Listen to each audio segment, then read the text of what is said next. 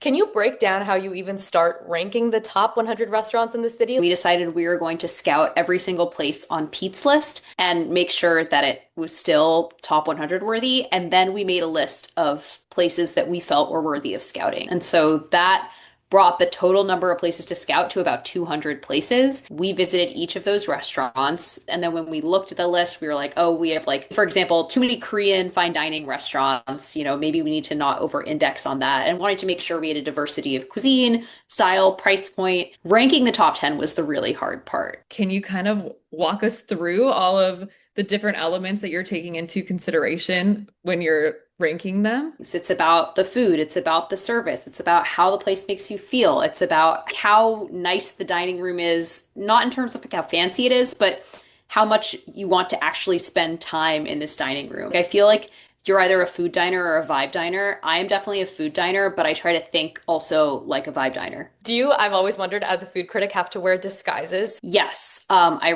wore a number of disguises, but now the New York Times no longer does disguises. I did it because I just truly wanted to have a normal dining experience, and it Yeah. just doesn't feel normal when you go as yourself. And, I had experiences where I went as myself and got incredible treatment, and then went in disguise as like a regular person and was kind of totally forgotten.